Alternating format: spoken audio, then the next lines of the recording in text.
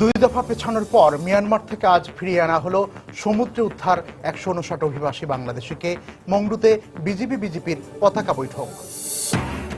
FBI এর আগ্রহ থাকলেও ডিবি বলছে নিলয় হত্যার আলামত পরীক্ষা হবে সিআইডির ল্যাবেই। অভিযোগের তীর আনসারুল্লাহ বাংলা টিমের দিকে।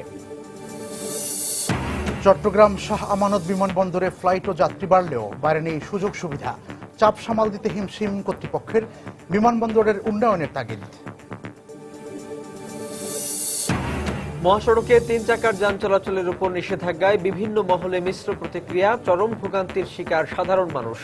অটোরিকশার কারণে দুর্ঘটনা মানতে নারাজ চালকরা। এবং সারা দেশে পাশের হারে এগিয়ে রাজশাহী বোর্ড।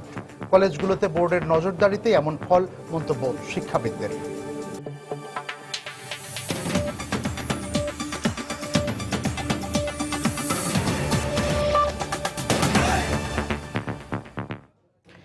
বাংলার সময় আপনাদের সঙ্গে আছি আমি সাজিদ রাজু এবং আমি মিজানুর রহমান কবির।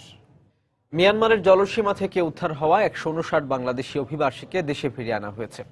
দুপুরে ঘুমধুম সীমান্ত দিয়ে তাদের নিয়ে আসা হয়। এর আগে সকালে মংডুতে বর্ডার গার্ড বাংলাদেশ বিজিবি ও মিয়ানমারের বর্ডার গার্ড পুলিশ বিজিপির পতাকা বৈঠক অনুষ্ঠিত হয়।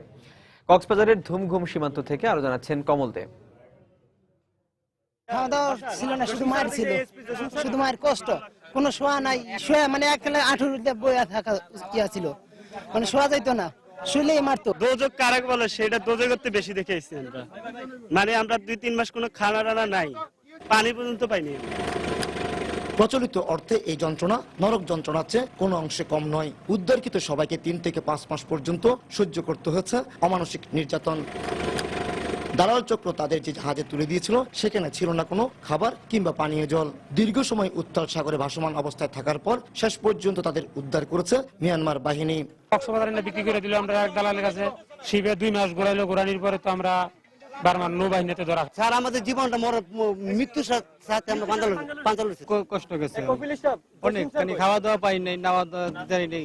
এ নিয়ে 4 দফায় মিয়ানমার থাইল্যান্ড সীমান্ত থেকে উদ্ধারকৃত 501 বাংলাদেশিকে দেশে ফিরিয়ে আনা হলো। সকালে মিয়ানমারের মংডুতে অনুষ্ঠিত হয় উভয় দেশের পতাকা বৈঠক। আর এ বৈঠকে নেতৃত্ব দেন 17 বিজিবি অধিনায়ক লেফটেন্যান্ট কর্নেল রবিউল ইসলাম। আর পর্যবেক্ষক হিসেবে উপস্থিত ছিলেন Cox's Bazar sector commander colonel MM Anisur Rahman. আজকে আমাদের যে পতাকা বৈঠক হলো সেখানে ডিটেল আলোচনা হয়েছে যে আমাদের লোক, আমরা বলেছি তাদেরকে যে আমাদের একজন বাংলাদেশিও যদি আপনাদের দেশে থাকে আমরা তাকে ফেরত নিব। এদিকে আন্তর্জাতিক অভিবাসন সংস্থা জানিয়েছে এখনো 450 জন বাংলাদেশি মিয়ানমারে রয়েছে, যাদেরকে পর্যায়ক্রমে দেশে ফেরত আনা হবে। আমাদের কাছে এতদিন যারা ছিল তাদের আমরা সব ধরনের সুযোগ সুবিধা দিয়ে হেফাজতে রাখার চেষ্টা করেছি। এখনো শিশু সহ বেশ কিছু বাংলাদেশি আমাদের কাছে রয়েছে। আশা করি বাংলাদেশ সরকার দ্রুত তাদের ফিরিয়ে আনার ব্যবস্থা করবে। মিয়ানমার থেকে ফেরত আনা 159 জনকে বর্তমানে কক্সবাজার সাংস্কৃতিক কেন্দ্রে রেখে জিজ্ঞাসাবাদ করছে পুলিশ। এর আগে 8 জুন 150 জন, 19 জুন 37 জন এবং 22 জুলাই 155 জনকে ফেরত আনা হয়েছিল। সীমাহীন দুর্ভোগ মাথায় নিয়ে অনিশ্চয়তার পথে যাত্রা করেছিল এইসব তরুণেরা, কিন্তু ভাগ্য সুপ্রসন্ন হয় উত্তাল সাগর থেকে তাদের উদ্ধার করেছে মিয়ানমার বাহিনী। কিন্তু দুর্ভোগের এখানে শেষ হচ্ছে না, এখন তাদের মুখোমুখি হতে হবে পুলিশি জিজ্ঞাসাবাদের। পুলিশ কর্মকর্তারা বলছেন তাদের জিজ্ঞাসাবাদের মাধ্যমে বের করে আনা হবে দালালদের নাম। এরপর দালালদের বিরুদ্ধে নেওয়া হবে আইনগত ব্যবস্থা। এরপর তাদেরকে স্থানান্তর করা হবে পরিবারের কাছে। বাংলাদেশ মিয়ানমারের সীমান্ত ঘুমধুম থেকে কমল দে, সময় সংবাদ। মিয়ানমার থেকে উদ্ধার হওয়ার পর দেশে আনা ১৫৯ অভিবাসীকে জিজ্ঞাসাবাদের জন্য কক্সবাজার সাংস্কৃতিক কেন্দ্রে রাখা হয়েছে। এই মুহূর্তে সেখানে আছেন আমাদের রিপোর্টার কমল দে। সরাসরি চলে যাচ্ছে তার কাছে। কমল, আমি যেটা নিউজের মধ্যে বলেছিলাম যে 159 যে বাংলাদেশে ফেরত এসেছে তাদের যে দুর্ভোগ কাটছে না সেটা আবার প্রমাণিত হলো। এখন তাদের বাংলাদেশে এনে কক্সবাজারে রাখা হয়েছে এবং এই কক্সবাজারে রেখে তাদের জিজ্ঞাসাবাদ চলছে। এক্ষেত্রে আমরা দেখেছি আন্তর্জাতিক অভিবাসন সংস্থার সাথে কক্সবাজার জেলা পুলিশ এবং গোয়েন্দা পুলিশ তাদেরকে টানা জিজ্ঞাসাবাদ করছে। 3য় তলায় আমরা দেখেছি যে দুপুরে যখন তাদেরকে নিয়ে আসা হয়েছিল এখানে, এরপর তাদেরকে খাবারের ব্যবস্থা করা হয়েছে এবং খাবারের পর প্রতি 10 জন করে এক একটি রুমের মধ্যে রেখে তাদের জিজ্ঞাসাবাদ করছে পৃথকভাবে। এক্ষেত্রে আমরা কথা বলেছিলাম কক্সবাজার জেলা পুলিশ এবং গোয়েন্দা পুলিশদের সাথে। তারা মূলত জানার চেষ্টা করছেন কতজন দালাল এই ঘটনাতে সম্পৃক্তি ছিল এবং যারা 159 জন উদ্ধার হয়েছে এর মধ্যে কেউ দালাল আছে কিনা, আরেকটা বিষয় কেউ রোহিঙ্গা আছে কিনা সেটাও তারা জানতে চেষ্টা করছে। এবং আরেকটা বিষয় যে আমি যেটা বলি, আমরা যেটা জানতে পেরেছি আজকে যে 159 জনকে উদ্ধার করে আনা হয়েছে এর মধ্যে এমন একজন আছে যে আগেও একবার ফেরত এসেছিল সে আবারও মালয়েশিয়া যাওয়ার চেষ্টা করছে সাগর পথে। এক্ষেত্রে তাদেরকে আজ জিজ্ঞাসাবাদ করা হচ্ছে, আগামীকাল তাদের আদালতে তোলা হবে। এর মধ্যে প্রায় অন্তত 14 জন রয়েছে মাইনর অর্থাৎ অপ্রাপ্ত বয়স্ক। আদালতের মাধ্যমে আগামীকাল তাদেরকে সকালে আদালতের পরিবারের কাছে হস্তান্তর করা হবে। আর বাকি যারা আছে তাদের ব্যাপারে পরবর্তী সিদ্ধান্ত নেওয়া হবে আদালতের মাধ্যমে মূলত তাদের কি করা হবে। এক্ষেত্রে আমরা যে পুলিশ কর্মকর্তারা বলছেন তারা চেষ্টা করছেন এখানে কতজন দালাল ছিল বা কত দালালের মাধ্যমে তারা এখান থেকে মালয়েশিয়া রওনা দিয়েছিল সেই মূলত সেটি বের করার চেষ্টা করছেন। ইতিমধ্যে তারা কয়েকজন দালালের নাম ঠিকানা পেয়েছেন। আমরা দেখেছি এই সংস্কৃতি কেন্দ্রের প্রতিটি রুমে মূলত তাদেরকে পৃথক পৃথক রেখে পৃথক পৃথক জিজ্ঞাসাবাদ করা হচ্ছে। কখনো এলোমেলোভাবে জিজ্ঞাসাবাদ করা হচ্ছে। তারা চাইতে তারা যেটা পুলিশ যেটা দাবি করছে তারা প্রকৃত তথ্য এবং প্রকৃত দালালদের হিসাবটা বের করার চেষ্টা করছে। এরপর তাদেরকে আগামীকাল সকালে যারা মাইনর রয়েছে অর্থাৎ যারা অপ্রাপ্ত বয়স্ক সেই 14 থেকে 15 জন তাদেরকে কোর্টে হাজির করা হবে এবং কোর্টে হাজির করার পর পরিবারের কাছে তাদেরকে হস্তান্তর করা হবে। এরপর দুপুরের পর হাজির করা হবে আদালতে বাকি যারা রয়েছে পূর্ণবয়স্ক তাদেরকে। এক্ষেত্রে আমরা যেটা জানতে পেরেছি গত 4 দফায় মূলত 101 জনকে ফেরত আনা হয়েছে। আরো প্রায় 450 জন রয়েছে মায়ানমারের মধ্যে, যার মধ্যে 10 জন একেবারে শিশু যারা পরিবারের জন্য কান্না করছে বলে মায়ানমার কর্তৃপক্ষ দাবি করেছে। অর্থাৎ এর মাঝে বন্ধ হলো কিন্তু তারপরে যে মানব পাচারটি বন্ধ হচ্ছে না এটা একটা সত্যতা আবার রয়ে গেল। এছাড়া আমরা দেখেছি এখানে কয়েকজন আত্মীয় স্বজন আসছেন যারা তাদের পরিবারের খোঁজ খবর নেওয়ার চেষ্টা করছেন। এখন পর্যন্ত যে দুর্ভোগের কথা বলা হয়েছে সেই দুর্ভোগ চলছে, অর্থাৎ 159 জনকে জিজ্ঞাসাবাদ করছে আইএমও, জেলা পুলিশ এবং গোয়েন্দা পুলিশ। এখন পর্যন্ত এই ছিল সর্বশেষ। কমল দে আমাদেরকে জানাচ্ছিলেন কক্সবাজারের সাংস্কৃতিক কেন্দ্র থেকে যেখানে মিয়ানমার থেকে উদ্ধার হওয়া অভিবাসীরা যা বাংলাদেশে ফেরত আনা হয়েছে যাদেরকে তাদের জিজ্ঞাসাবাদ চলছে সে বিষয়ে বিস্তারিত। আনসারুল্লাহ বাংলা টিমের কোনো সেল ব্লগার নিলয়কে হত্যা করেছে বলে ধারণা গোয়েন্দা কর্মকর্তাদের। দুপুরে নিজ কার্যালয়ে এক অনানুষ্ঠানিক ব্রিফিংয়ে কথা জানান গোয়েন্দা পুলিশের যুগ্ম কমিশনার মনিরুল ইসলাম। এছাড়া এই মামলার তদন্তে সহযোগিতার জন্য এফবিআই আগ্রহ প্রকাশ করলেও সিআইডির ল্যাবেই আলামত পরীক্ষা করা হবে বলেও তিনি জানান। রিপোর্ট খান মোহাম্মদ রুমেলের। ব্লগার নিলয় চট্টোপাধ্যায় হত্যার পর কেটে গেছে 3 দিন, কিন্তু এখনো হত্যাকারীদের শনাক্ত কিংবা কাউকে গ্রেপ্তার করতে পারেনি পুলিশ। এই অবস্থায় মামলার তদন্তভার থানা পুলিশের কাছ থেকে হস্তান্তর করা হয়েছে গোয়েন্দা পুলিশের কাছে। গোয়েন্দা পুলিশের যুগ্ম কমিশনার জানান এরই মধ্যে ঘটনাস্থল পরিদর্শন করেছেন ডিবি কর্মকর্তারা। সেখান থেকে বেশ কিছু আলামতও জব্দ করেছেন তারা। যদিও অভিজিৎ হত্যাকাণ্ডের মতো নিলয় হত্যার তদন্তেও সহযোগিতার জন্য এফবিআই আগ্রহ প্রকাশ করেছে, তবে এই হত্যার আলামতের পরীক্ষা দেশেই করা হবে।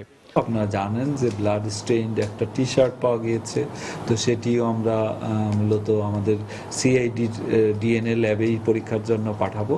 আপনারা অবগত আছেন যে এর আগে ডক্টর অভিজিৎ হত্যার ক্ষেত্রে এই সমস্ত আলামত আমরা এফবিআই ল্যাবে পরীক্ষার জন্য বিজ্ঞ আদালতের অনুমতি নিয়ে পাঠিয়েছিলাম।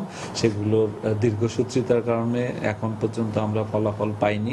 নিলয় হত্যাকাণ্ডের পরপরই দায় স্বীকার করে আনসার আল ইসলাম নামে একটি সংগঠন যে ইমেল পাঠিয়েছিল সেটি দেশের কোনো জায়গা থেকে করা হয়েছে বলেও জানান গোয়েন্দা কর্মকর্তা। তিনি আরো বলেন এর আগে যেসব ব্লগার খুন হয়েছেন তার সঙ্গে নিলয় হত্যার সাদৃশ্য রয়েছে। কোনো হত্যাকাণ্ডের ক্ষেত্রে আনসার আল বাংলাদেশ, আনসার আল ইসলাম ভিন্ন ভিন্ন নামে কিংবা নামের শেষে নিউমেরিক্যাল কখনো 2 দেখেছি আমরা, কখনো 13 দেখেছি, 7 দেখেছি। তো এই ক্ষেত্রে ওগুলো যেমন আমরা জানি যে এটি আনসারুল্লাহ বাংলা টিমেরই কোনো ক্ষুদ্র ক্ষুদ্র গ্রুপ বা সেল। এই ক্ষেত্রেও আমাদের ধারণা যে আনসারুল্লাহ বাংলা টিমের সদস্যরাই এই কাজ সংগঠিত করে থাকতে পারে। গোয়েন্দা পুলিশের যুগ্ম কমিশনার দাবি করেন রাজীব হায়দার হত্যায় আনসারুল্লাহ বাংলা টিমের 6 জনকে গ্রেপ্তার করে বিচারের মুখোমুখি করা হয়েছে।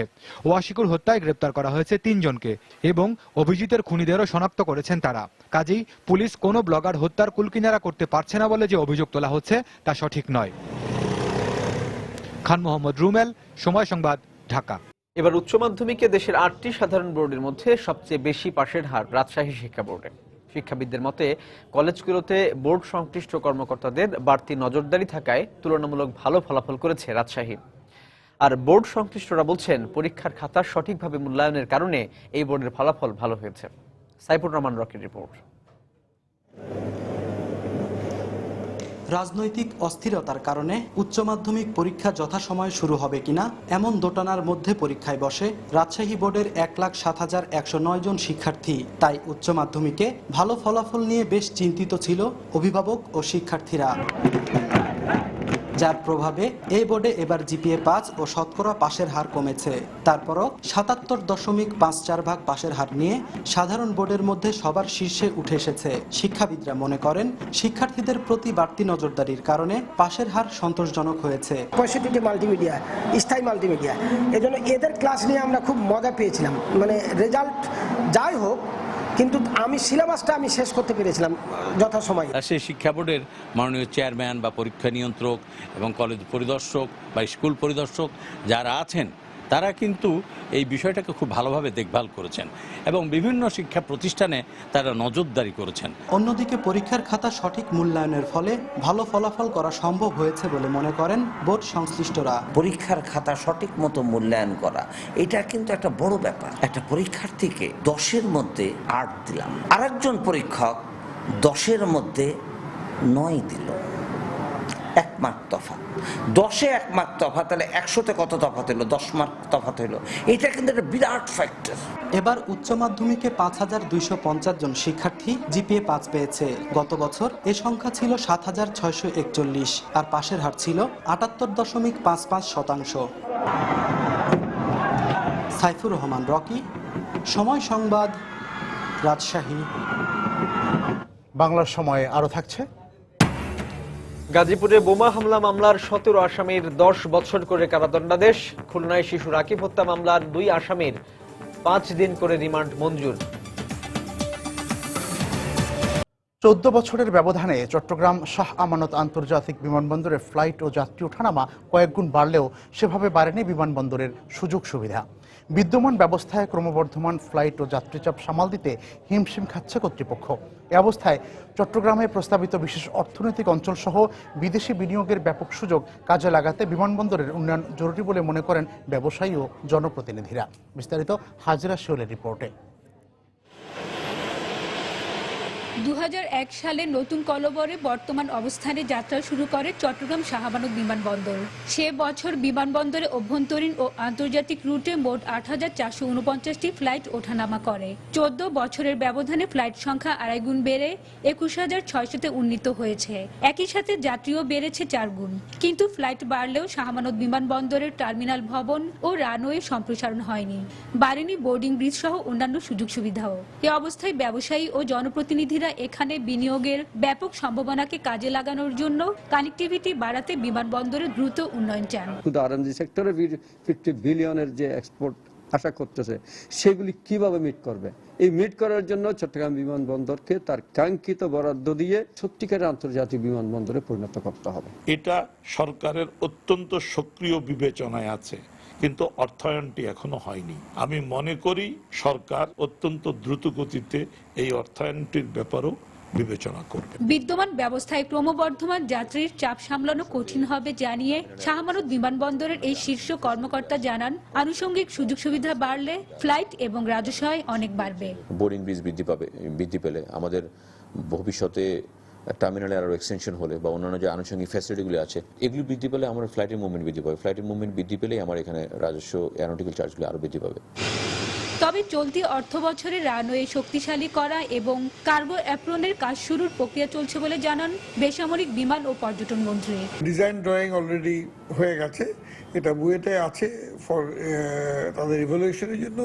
বুয়েটে ফিরে আসলেই এবছরের অর্থ বছরের মধ্যে আমরা এই রানওয়ে স্ট্রেংথেনিং এর কাজ করব। বর্তমানে শাহ আমানত বিমানবন্দরে দেশি বিদেশি 12টি বিমান সংস্থা ফ্লাইট পরিচালনা করছে। হাজিরা শিউলি, সময় সংবাদ, চট্টগ্রাম। চট্টগ্রামের শাহ আমানত বিমানবন্দর নিয়ে এতক্ষণ আমরা যে রিপোর্টটি দেখলাম এ বিষয়ে কথা বলার জন্য আমাদের চট্টগ্রাম ব্যুরোতে উপস্থিত আছেন চট্টগ্রাম মেট্রোপলিটন চেম্বার অফ কমার্সের সহসভাপতি এম মাহবুব চৌধুরী। আমরা এখন সরাসরি তার সঙ্গে কথা বলবো। জনাব মাহবুব চৌধুরী, আপনাকে স্বাগত জানাচ্ছি। আপনার কাছে জানতে চাইব যে দেশের দ্বিতীয় বৃহত্তম একটি বিমানবন্দর এটি, তো এখানে এই যাত্রীচাপ যে সামাল দেয়া একটি বিষয় বা সুযোগ সুবিধা কতটুকু যুগোপযোগী হয়েছে আপনি কি মনে করেন? আসলে যে আসলে আমাদের এখানে চট্টগ্রামে যে আপনার সুযোগ সুবিধা বলতে যেগুলো আছে এগুলো আসলে অপ্রতুল। আমরা এখানে যেই বিমানগুলো আসে মাত্র 2টা এখানে আছে বোর্ডিং ব্রিজ। আপনার কিছু একটু বাড়তি বিমান আসলে হিমশিম খেতে হয়। অবকাঠামো তো অনেক ছোট, এটাও অনেক বাড়াতে হবে। আর রানওয়ে ছোট বলে আমরা আরো অনেক বর্ধিত রানওয়ে চাই, এবং এটার জন্য আপনার বিদেশি বিমানগুলি এখানে ঠিকমতো আসে আপনার সার্ভিস ঠিকমতো পায় না বলে তারা হয়তো আগ্রহ করছে না। এই জন্য আসলে আমরা অপ্রতুল সুযোগ সুবিধার মধ্যে বিমানবন্দর চলছে, অথচ এটা বাণিজ্যিক রাজধানী চট্টগ্রাম। এখানে আমরা এক্সপোর্ট করি গার্মেন্টস এর প্রায় $22 বিলিয়ন। এটা আমরা 2021 সালে 50 বিলিয়নের জন্য আমরা যে টার্গেট করছি, তো বায়ার আসবে, মাল আসবে, লোকজন আসবে, কিন্তু এই সুযোগ সুবিধা এখন আমাদের কাছে নাই। এই সুযোগ সুবিধা নেই, কিন্তু আপনাদের পক্ষ থেকে কোনো দাবি আসলে জানানো হয়েছিল যারা কর্তৃপক্ষ রয়েছেন তাদের কাছে? তারা আসলে কি বলেছেন? যে আমরা চট্টগ্রাম মেট্রোপলিটন চেম্বার থেকে আমরা চিঠি দিয়েছি, আমরা বিভিন্ন সেমিনারে বলেছি, বাজেট আলোচনায় বলেছি যে এখানে প্রচুর আরো টাকা দিতে হবে। কারণ এখন এখানে যে আমাদের যে সুযোগ সুবিধা বলতে আমাদের যে আপনার এই রানওয়েটা বিশেষ করে করতে হবে, আর তারপর আপনার এখন যে সব বিমানগুলা লোকাল যে 12টা বিমান চলে, এর মধ্যে আপনার ইস্টের কোনো বিমান আমাদের কাছে আসে নাই। এখানে আপনার আমরা বলেছি এখানে আপনার কোরিয়ান ইপিজেট আছে, এবং এখানে চাইনিজের বড় ইনভেস্টমেন্ট আসবে, এবং আপনার টানেল হবে, এখানে আপনার জাপানিরা আসবে, চায়না ইকোনমিক জোন হবে। কোথায় আমার সেই সুযোগ সুবিধা? এখন আমাদের কোনো বিমানবন্দরে আসা যাওয়ার রাস্তা আপনার এই চট্টগ্রাম শহর থেকে বিমানবন্দর যেতে লাগে আপনার 1.5 ঘন্টা 2 ঘন্টা, মাত্র 4 মাইল জায়গা যেতে। এখানে কোনো নতুন রাস্তা করতে হবে। বিমানবন্দর আমরা বলেছি দাবির মধ্যে বিমানবন্দরের রাস্তা করতে হবে, বিমানবন্দরের অবকাঠামো উন্নয়ন করতে হবে। বিমানবন্দরে যে খাবার একটা রেস্টুরেন্ট সেটাও নাই, বিদেশিরা কি করবে এখানে এসে? এই জন্য আমরা প্রস্তাব দিয়েছি, এই বাজেটেও বলেছি বিমানবন্দরের জন্য বিশেষ বরাদ্দ দিতে হবে, এবং এগুলা রানওয়ে সম্প্রসারণ, অবকাঠামো নির্মাণ, ক্যাফেটেরিয়া, ব্রড বেস, আপনার বোর্ডিং বেস মিনিমাম 5টা দরকার আমরা বলেছি, 2টাতে হবে না। এই প্রস্তাব আমরা দাবি জানিয়েছি আমরা সরকারের কাছে। আমরা বলছি এখানে বাজেট দিতে হবে বেশি করে। জনাব মাহবুব চৌধুরী, আপনাকে ধন্যবাদ জানাচ্ছি। দর্শক, চট্টগ্রাম ব্যুরো থেকে যে শাহ আমানত বিমানবন্দর রয়েছে সে বিষয়ে বিভিন্ন কথা আমাদেরকে জানাচ্ছিলেন জনাব মাহবুব চৌধুরী। সুন্দরবনে গুলিতে নিহত 6 জনের মরদেহ ময়না তদন্তের জন্য খুলনা মেডিকেল কলেজ হাসপাতালে রাখা হয়েছে। এদিকে এই ঘটনায় অজ্ঞাত 26 জনকে আসামি করে খুলনার কয়রা থানায় 3টি মামলা করেছে পুলিশ। দুপুর 2:30টার দিকে নিহতদের মরদেহ হাসপাতালের মর্গে নিয়ে আসে পুলিশ। চিকিৎসকদের দেয়া সুরতহাল রিপোর্ট পাওয়ার পর আদালতে প্রতিবেদন দাখিল করা হয় বলে জানিয়েছেন মামলার তদন্ত কর্মকর্তা। এদিকে 6 জন নিহত ও বাঘের চামড়া উদ্ধারের ঘটনায় বন বিভাগ থেকে 4 সদস্যের একটি তদন্ত কমিটি গঠন করা হয়েছে। পুলিশ জানায়, গতকাল সকালে সুন্দরবনের মান্দারবাড়িয়া খাল এলাকায় অভিযান চালালে পুলিশকে লক্ষ্য করে গুলি ছোড়ে মজিদের সহযোগীরা। আত্মরক্ষার্থে পুলিশও পাল্টা গুলি চালায়। এক পর্যায়ে বনদস্যু বাহিনীর সদস্যরা পালিয়ে যায়। পরে সেখান থেকে 6 জনের লাশ উদ্ধার করা হয়। এই সময় 5 পুলিশ সদস্য আহত হয়। শ্রোতাল রিপোর্ট তৈরি করা হয়ে গেছে। এখন শ্রোতাল রিপোর্ট তৈরি করে আমি পোস্টমর্টম করার জন্য এখানে এসেছি। পোস্টমর্টম করে আমি এখন কয়রায় যাব।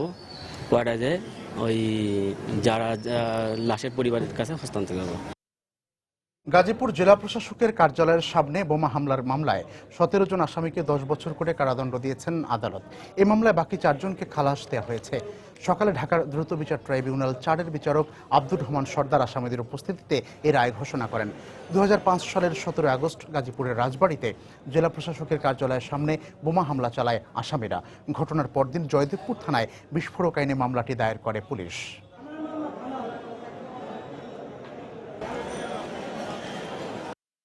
মাননীয় আদালতে বারবার বলেছিলাম যে মাননীয় আদালত আমাদের বিচারটা খুবই আরও যদি দ্রুত ডিসপোজাল করা যায় তাহলে আমরা অনেক আসামিরা নিষ্পত্তি খালাস পাবো। আজকে যারা আসামিরা খালাস হয়েছে 10 বছর হাজতে থাকার পরে আমরা খালাস হলাম, তা আমার এই 10 বছর কে ফেরত দিবে? রাষ্ট্রপক্ষের ব্যর্থতার কারণে মামলাটা বিলম্ব হয়েছে।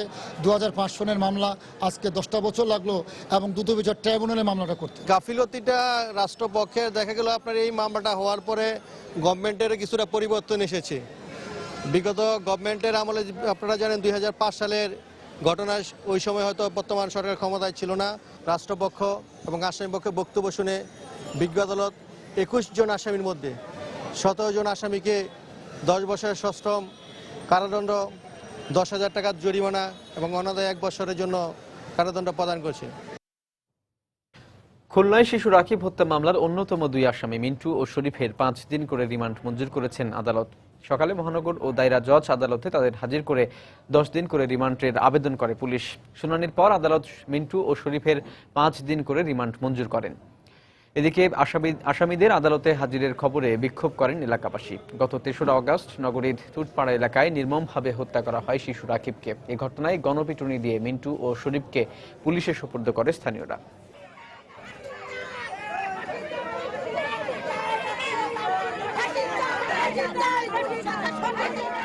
দিনের পুলিশ রিমান্ডে পাওয়ার আবেদন করেছিলাম। বিজ্ঞ আদালত আবেদনে এবং বক্তব্যে সন্তুষ্ট হয়ে আসামিদের উভয়কে 5 দিন করে পুলিশ রিমান্ড মঞ্জুর করেছেন। কক্সবাজারের শিশু হত্যার দায়ে শত বাবাকে মৃত্যুদণ্ডের আদেশ দিয়েছেন আদালত। দুপুরে জেলা ও দায়রা জজ আদালতের বিচারক মোহাম্মদ সাদিকুল ইসলাম এই আদেশ দেন। মামলার বিবরণীতে জানা যায় 2013 সালে মহেশখালী উপজেলার কুতুবজম ইউনিয়নের তাজিয়াকাটা গ্রামে 3 বছরের শিশু সুমি আক্তারকে হত্যা করে সৎ বাবা আব্দুল গফুর। পরে শিশুটির মা তৈয়বা এবং বেগম বাদী হয়ে মহেশখালী থানায় একটি হত্যা মামলা দায়ের করে। এই ঘটনায় আব্দুল গফুরকে গ্রেপ্তার করে পুলিশ। দীর্ঘ শুনানি শেষে আজ আদেশ দেন আদালত।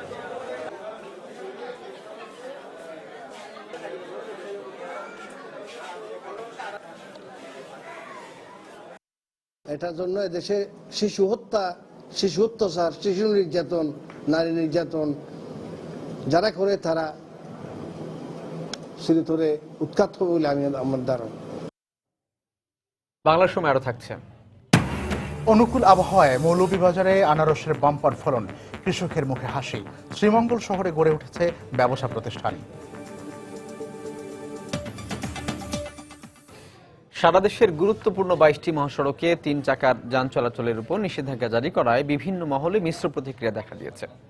সরকারি এই সিদ্ধান্তের বিপক্ষে চালকদের চেয়ে সাধারণ মানুষের সংখ্যাই বেশি। তাদের অভিযোগ, সিএনজি অটোরিকশা বন্ধ হওয়ায় হাসপাতালে রোগী পরিবহন সহ চাকরিজীবী, স্কুল কলেজের শিক্ষার্থীদের যাতায়াতে চরম ভোগান্তির শিকার হতে হচ্ছে। আর অন্যদিকে সিএনজি অটোরিকশার কারণে মহাসড়কে দুর্ঘটনা বাড়ছে, এমন অভিযোগ মানতে নারাজ চালকরা। দিগেন সিংহের ছবিতে আব্দুল আহাদের রিপোর্ট। ঢাকা সিলেট মহাসড়ক দিয়ে সিলেটের 4টি উপজেলা, দক্ষিণ সুরমা, বিশ্বনাথ, বালাগঞ্জ ও উসমানীনগর উপজেলার মানুষ যাতায়াত করেন। আর এই সবগুলো উপজেলার মানুষের যাতায়াতের প্রধান বাহন সিএনজি অটোরিকশা। এই সড়কের মতো সিলেট মৌলভীবাজার মহাসড়ক ও সিলেট তামাবিল মহাসড়ক দিয়ে 2টি করে উপজেলার মানুষকে যাতায়াত করতে হয়। আর অপর্যাপ্ত যানবাহনের কারণে হাসপাতাল কিংবা আদালতে সাধারণ মানুষ সিএনজি অটোরিকশা দিয়েই যাতায়াত করেন। ওসমানী হাসপাতালে গিয়ে দেখা গেল সিএনজি থেকে নেমে একের পর এক রোগী ঢুকছেন হাসপাতালে। আইসি আমি ভর্তি লওয়ার লাগে, আমার শরীর অসুস্থ, উসমানী মেডিকেল। এখন যদি আপনারা সিএনজি না চালান আমরা কিভাবে ভর্তি লই? লাইটেস বা গাড়ি এরকম কোনটা ইলা মিলতো না। আমরা উসমানী মেডিকেল আইতো লেটেস্ট দিলে 2-3 হাজার টাকা লাগে, সিএনজি তে আমরা 1500 টাকা হইলে আইতে পারি। সড়ক মহাসড়ক হয়ে আমরা আওয়া লাগে সিলেট, আর কোনো রাস্তা নাই, তখন আমরা কই যাইমু? স্কুল ও কলেজের শিক্ষার্থীরাও বলছেন একই কথা। তাদের অভিযোগ, সরকারি এই সিদ্ধান্তের কারণে হুমকির মুখে পড়বে শিক্ষা জীবন। এখানে আসা যাওয়ার পথে মানে সবসময় সিএনজিতে আমাদের চলতে হয়। সিএনজিতে গেলে টাকাটা একটু কম লাগে, কিন্তু টাউন বাস যেগুলা এগুলোতে টাকারও বেশি লাগে। সিএনজি বন্ধ হয়ে গেলে তো আমরা স্কুলে আসতে পারবো না, বাড়ি স্কুল থেকে বাসায় যেতে পারবো না। সিলেটে বিআরটি এর রেজিস্ট্রেশন প্রাপ্ত যানবাহনের সংখ্যা 30,000-এর কিছু বেশি। এর মধ্যে শুধুমাত্র সিএনজি অটোরিকশাই 19,000। পর্যাপ্ত বড় যানবাহনের অভাবে এখানে বৃদ্ধি পেয়েছে 3 চাকার যান। সিএনজির কারণেই মহাসড়কে দুর্ঘটনা ঘটছে, এমন অভিযোগ মানতে নারাজ সিএনজি চালকরা। যোগাযোগ মন্ত্রী বলছে যে কম গতির গাড়ি অ্যাক্সিডেন্ট করে। আপনার রাস্তায় দেখেন দ্রুত গতির গাড়ি অ্যাক্সিডেন্ট করে। যদি বিকল্প কোনো রাস্তা থাকতো তাহলে তো আমরা মহাসড়কে ওঠার কোনো প্রয়োজন নাই। না চালাইলে স্যার আমরা অসুবিধা কই যাইব, আমরা খাইতাম পারতাম না সিএনজি বন্ধ হয়ে যায়। গত 23 জুলাই ঢাকা সিলেট মহাসড়কে সবশেষ দুর্ঘটনায় 4 জন নিহত হয়। সড়কে তৈরি হওয়া গভীর গর্তে পড়ে স্টিয়ারিং ভেঙে গাড়িটি খাদে পড়ে যায়। অনুসন্ধানে দেখা গেছে খানাখন্দ, রাস্তার পাশে বাজার ও সড়কে অস্বাভাবিক বাঁকের কারণে বেশিরভাগ দুর্ঘটনা ঘটে ঢাকা সিলেট মহাসড়কে। আব্দুল আহাদ, সময় সংবাদ, সিলেট। চাঁপাইনবাবগঞ্জে দুর্বৃত্তদের ছোড়া ককটেল বিস্ফোরণে 4 বছরের এক শিশু আহত হয়েছে। আশঙ্কাজনক অবস্থায় তাকে রাজশাহী মেডিকেলে ভর্তি করা হয়েছে। স্বজনরা জানান, সকাল 8টার দিকে শিবগঞ্জের মর্দনা গ্রামের নিজ বাড়িতে কাজ করছিলেন লিলি বেগম। এ সময় কে বা কারা ককটেল ছুড়ে সেখান থেকে পালিয়ে যায়। এতে লিলি বেগমের 4 বছরের ছেলে রিফাত গুরুতর আহত হয়। তাকে উদ্ধার করে চাঁপাইনবাবগঞ্জ সদর হাসপাতালে ভর্তি করেন স্বজনরা। পরে উন্নত চিকিৎসার জন্য তাকে রাজশাহী মেডিকেল কলেজ হাসপাতালে স্থানান্তর করা হয়। চিকিৎসকরা জানিয়েছেন, শিশুটি এখনও আশঙ্কামুক্ত নয়।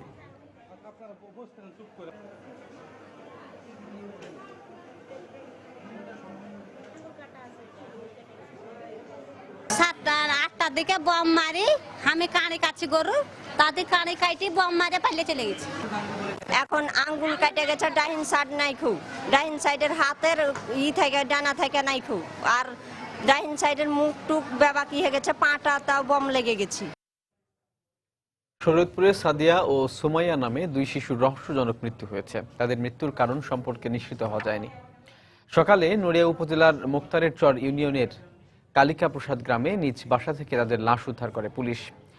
2 শিশুর বাবা জানান, গত রাতে খাওয়া দাওয়ার পর তার 2 মেয়ে ঘুমিয়ে পড়ে। সকালে ঘুম থেকে ওঠার পর তারা দুজনকে মৃত অবস্থায় দেখতে পায়, কিন্তু কিভাবে তাদের মৃত্যু হলো সে বিষয়ে বাবা মা কিছু বলতে পারছেন না।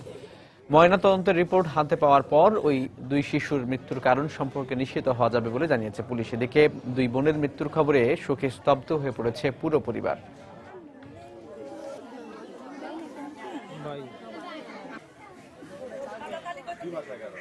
মৃত্যুর ঘটনাটি অস্বাভাবিক বলে প্রতীয়মান হলে এ বিষয়ে কোনো সুনির্দিষ্ট অভিযোগ পাওয়া যায়নি।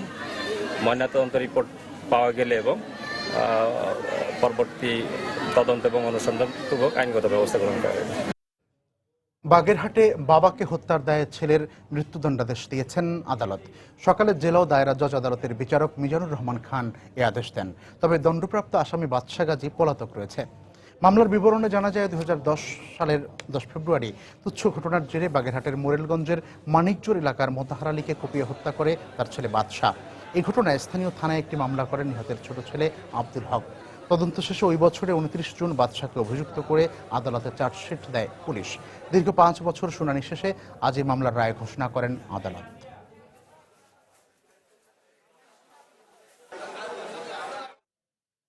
ভোলায় পুলিশের ধাওয়া খেয়ে রাস্তার পাশে পুকুরে পড়ে জামাল নামের এক কৃষক মারা গেছেন। এই ঘটনায় অভিযুক্ত 2 পুলিশ সদস্যকে সাময়িক বরখাস্ত করা হয়েছে। সকালে সদর উপজেলার ভেদুরিয়া ইউনিয়নের বজলু মিয়ার দোকান এলাকায় এই ঘটনা ঘটে। প্রত্যক্ষদর্শীরা জানায়, সকাল 8টার দিকে ভোলা ভেদুরিয়া সড়কের উপর ধান শুকাতে দেন কৃষক মোহাম্মদ জামাল। এ সময় ওই পথ দিয়ে যাওয়ার সময় কনস্টেবল হান্নান ও মইনুল জামালকে মারধর করে। এক পর্যায়ে সে দৌড়ে পালানোর চেষ্টা করলে গাছের সঙ্গে ধাক্কা খেয়ে পুকুরে পড়ে যায়। এরপর স্থানীয়রা জামালকে উদ্ধার করে হাসপাতালে নিলে কর্তব্যরত চিকিৎসক তাকে মৃত ঘোষণা করেন। এদিকে অভিযুক্ত 2 পুলিশ সদস্যকে 6 ঘন্টা অবরুদ্ধ করে রাখে স্থানীয়রা।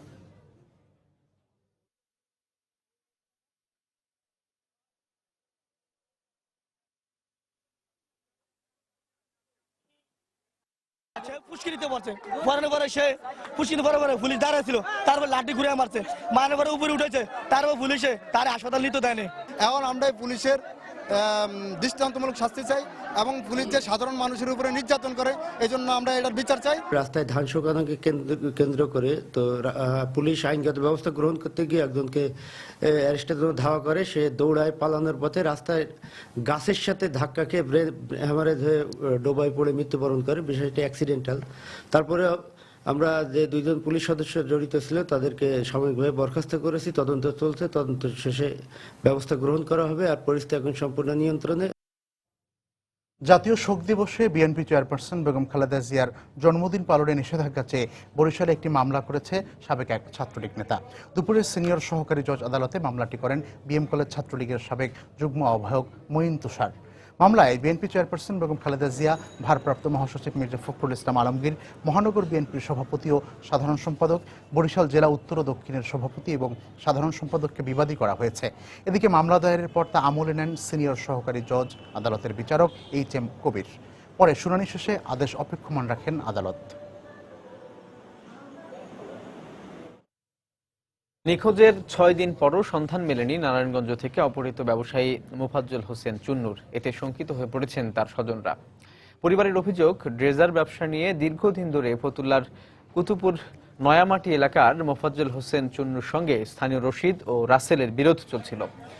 এরই প্রেক্ষিতে ৪ আগস্ট সকালে বাসা থেকে গোয়েন্দা পুলিশ পরিচয়ে মোফাজ্জল সহ ৩ জনকে একটি মাইক্রোবাসে উঠিয়ে নিয়ে যাওয়া হয়। পরে তার বোন রোজিনা ও চাচা মনির হোসেনকে ফতুল্লা স্টেডিয়ামের সামনে নামিয়ে দেওয়া হয়। এই বিষয়ে থানায় মামলা করা হলেও তাকে উদ্ধার করতে পারেনি পুলিশ। তবে বিভিন্ন মামলার আসামি হলেও মোফাজ্জলকে উদ্ধারে অভিযান অব্যাহত রাখা হয়েছে বলে জানিয়েছে পুলিশ।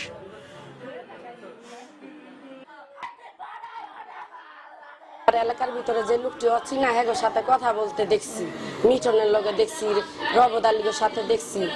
বললেন ইনো কথা কইবেন, আবার স্যারের কাছে লইবেন, লই যাবেন কে স্যারে? আপনারা আসতে পারছেন, স্যার আসতে পারতো না?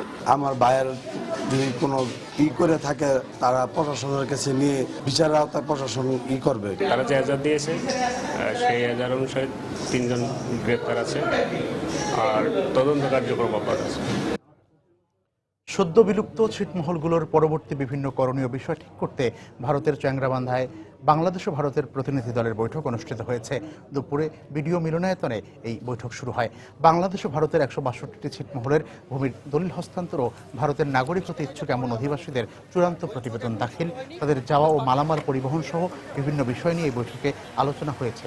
বৈঠকে লালমনিরহাটের জেলা প্রশাসক হাবিবুর রহমানের একটি প্রতিনিধি দল এবং ভারতের কুচবিহার জেলার ম্যাজিস্ট্রেট পিউলাগানা থানের নেতৃত্বে 16 সদস্যের প্রতিনিধি দল অংশ নেয়।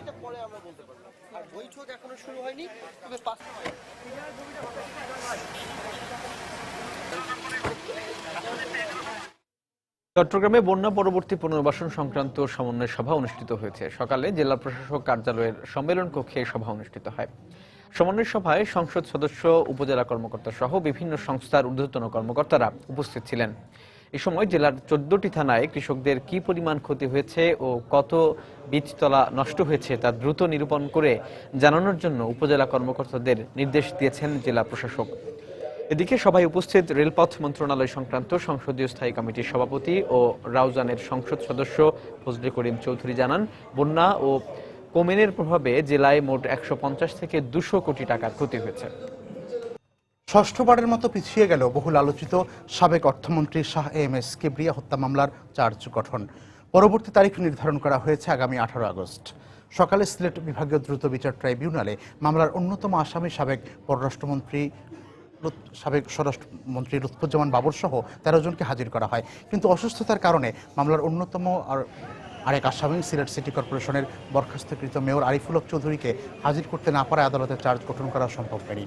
এর আগে 2005 সালের 27 জানুয়ারি হবিগঞ্জের বৈদ্যের বাজারে আওয়ামী লীগের এক জনসভায় গ্রেনেড হামলায় সাবেক অর্থমন্ত্রী শাহ এম.এস. কিবরিয়া সহ 5 জন নিহত হন। ঘটনার পরদিন 28 জানুয়ারি জেলা আওয়ামী লীগের সাংগঠনিক সম্পাদক আব্দুল মজিদ খান বাদী হয়ে সাবেক স্বরাষ্ট্র প্রতিমন্ত্রী লুৎফুজ্জামান বাবর সহ 32 জনকে আসামি করে একটি মামলা দায়ের করেন। পরবর্তীতে দ্রুত নিষ্পত্তির জন্য গত 11 জুন মামলাটি হবিগঞ্জ জেলা দায়রা জজ আদালত থেকে বিভাগীয় দ্রুত বিচার ট্রাইব্যুনালে পাঠানো হয়।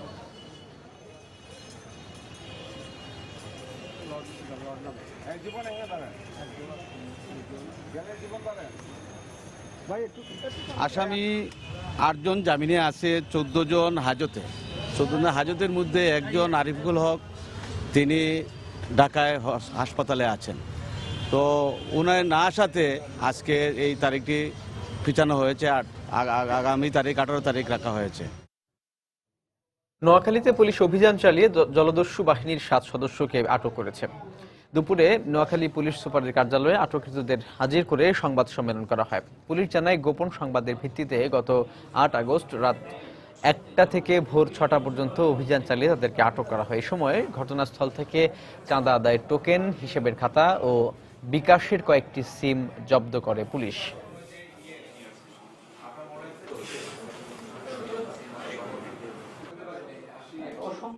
চট্টগ্রামে নিষিদ্ধ ঘোষিত জঙ্গি সংগঠন হিজবুত তাহরীরের অন্যতম সংগঠক সোহানী ইয়াসিন ইকবালকে আটক করেছে পুলিশ।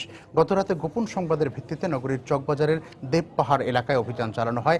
এ সময় পুলিশের উপস্থিতি টের পেয়ে বেশ কজন পালিয়ে গেলেও আটক করা হয় ইয়াসিনকে। পুলিশ আরও জানায়, তার বাসায় অভিযান চালিয়ে হিজবুত তাহরীরের বেশ কিছু লিফলেট ও ডকুমেন্ট উদ্ধার করা হয়েছে। চট্টগ্রাম বিশ্ববিদ্যালয় থেকে MBA করা ইয়াসিন মূলত চট্টগ্রাম বিশ্ববিদ্যালয়ে চুয়েটের সংগঠক হিসেবে কাজ করতেন। এর আগে 2011 সালে ইয়াসিন হিজবুত তাহরীরের সঙ্গে যুক্ততার কারণে গ্রেফতার হয়েছিল।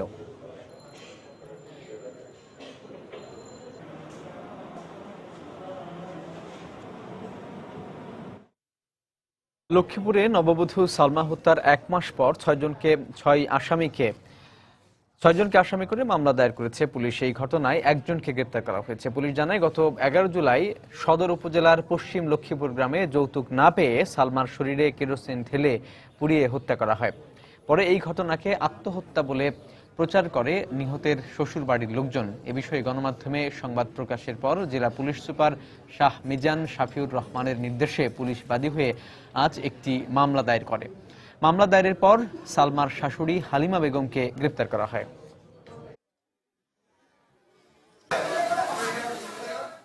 ভোলায় বিদ্যুৎস্পৃষ্ট হয়ে এক শিশুসহ 2 জনের মৃত্যু হয়েছে। পুলিশ জানায়, দুপুর 1টার দিকে শহরের মহিলা মাদ্রাসা সড়কে গাছ কাটতে যায় শিশু নাইম। এ সময় বিদ্যুতের তারে বিদ্যুতায়িত হয়ে মারা যায় সে। এদিকে দুপুর 2টার দিকে সদর উপজেলার মুছাকান্দি গ্রামের একটি ঘরে বিদ্যুৎ সংযোগে স্থাপন করার সময় বিদ্যুৎস্পৃষ্ট হন মোহাম্মদ আজাদ নামে একজন।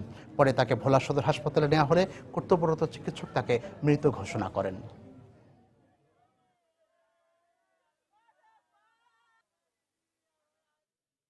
গাইবান্ধা ও গাজীপুরে সড়ক দুর্ঘটনায় 3 জন নিহত হয়েছেন, আহত হয়েছেন আরও অন্তত 7 জন। পুলিশ জানায়, সকালে বগুড়াগামী পাথর বোঝাই একটি ট্রাক ঢাকা রংপুর মহাসড়কের 32 মাইল এলাকায় পৌঁছলে বিপরীত দিক থেকে আসা একটি বাসের সঙ্গে মুখোমুখি সংঘর্ষ হয়। এতে ট্রাকের চালক ও হেলপার সহ 9 জন গুরুতর আহত হন। পরে আহতদের রংপুরের পীরগঞ্জ স্বাস্থ্য কমপ্লেক্সে নেওয়ার পর 2 জনের মৃত্যু হয়।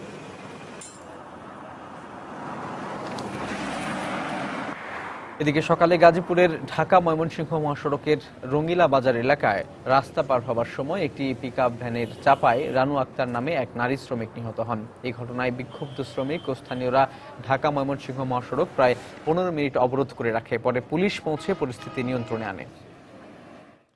মানিকগঞ্জে জাতির জনক বঙ্গবন্ধু শেখ মুজিবুর রহমানের 40তম শাহাদাত বার্ষিকীতে খুনিদের দেশে ফিরিয়ে এনে ফাঁসির রায় কার্যকর করার দাবিতে মানববন্ধন করেছে জেলা স্বেচ্ছাসেবক লীগের নেতাকর্মীরা। দুপুরে ঢাকা আরিচা মহাসড়কের মানিকগঞ্জ বাসস্ট্যান্ড এলাকায় ঘণ্টাব্যাপী এই কর্মসূচি পালন করা হয়। এতে জেলা আওয়ামী লীগের সভাপতি ও জেলা স্বেচ্ছাসেবক লীগের সভাপতি ও সাধারণ সম্পাদক সহ জেলা ও উপজেলার শীর্ষ পর্যায়ের নেতাকর্মীরা অংশ নেন। এ সময় তারা জাতির জনকের পলাতক খুনিদের দ্রুত দেশে ফিরিয়ে এনে বিচারের সম্মুখীন করার দাবি জানান। মৌলভীবাজারে বাণিজ্যিকভাবে চাষ হচ্ছে রসালো ফল আনারস। অনুকূল আবহাওয়া ও আধুনিক প্রযুক্তি কাজে লাগিয়ে ফলন ভালো হয় খুশি এখানকার চাষিরা। জেলার চাহিদা মিটিয়ে রাজধানী ঢাকা সহ বিভিন্ন জেলায় যাচ্ছে এখানকার উৎপাদিত আনারস। জেলা প্রতিনিধি শাহ অলিদুর রহমানের তথ্য ও ছবি নিয়ে ডেস্ক রিপোর্ট।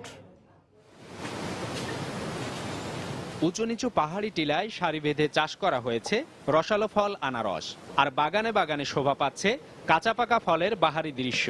মৌলভীবাজার সদর, শ্রীমঙ্গল, রাজনগর ও কমলগঞ্জ সহ বেশ কয়েকটি উপজেলায় বাণিজ্যিকভাবে চাষ করা হচ্ছে বিলাতি ও জলডুবি সহ নানা প্রজাতির আনারস।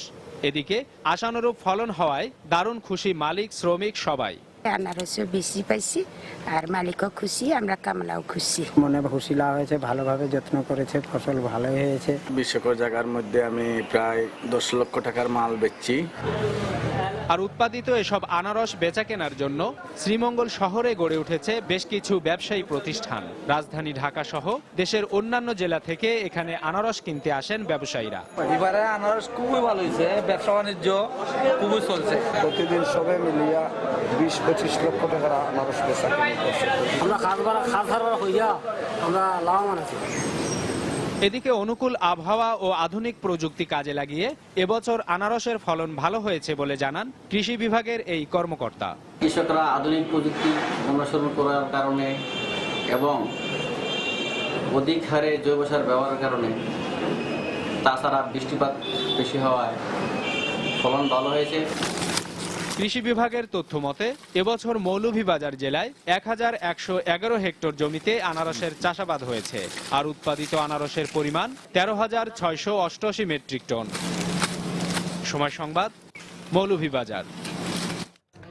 আজ চিত্রশিল্পী SM সুলতানের 91তম জন্মবার্ষিকী। দিনটি উপলক্ষে নড়াইলে নানা অনুষ্ঠানের আয়োজন করে SM সুলতান ফাউন্ডেশন ও জেলা প্রশাসন।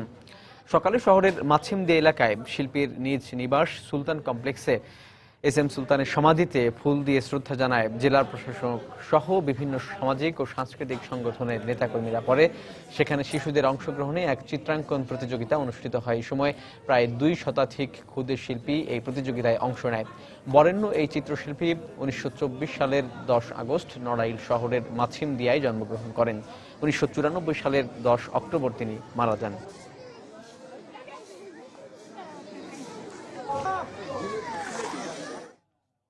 বাংলার সময়ের এই পর্যায়ে শীর্ষ সংবাদ জানিয়ে দিচ্ছি আরেকবার। 2 দফা পেছানোর পর মিয়ানমার থেকে আজ ফিরিয়ে আনা হলো সমুদ্রে উদ্ধার 159 অভিবাসী বাংলাদেশিকে। মংডুতে বিজিপির পতাকা বৈঠক। এফবিআইর আগ্রহ থাকলেও ডিবি বলছে নিলয় হত্যার আলামত পরীক্ষা হবে সিআইডির ল্যাবেই। অভিযোগের তীর আনসারুল্লাহ বাংলা টিমের দিকে। চট্টগ্রাম শাহ আমানত বিমানবন্দরে ফ্লাইট ও যাত্রী বাড়লেও বাড়েনি সুযোগ সুবিধা। চাপ সামাল দিতে হিমশিম কর্তৃপক্ষের। বিমানবন্দরের উন্নয়নের তাগিদ। মহাসড়কে 3 চাকার যান চলাচলের উপর নিষেধাজ্ঞায় বিভিন্ন মহলে মিশ্র প্রতিক্রিয়া। চরম ভোগান্তির শিকার সাধারণ মানুষ। অটোরিকশার কারণে দুর্ঘটনা মানতে নারাজ চালকরা।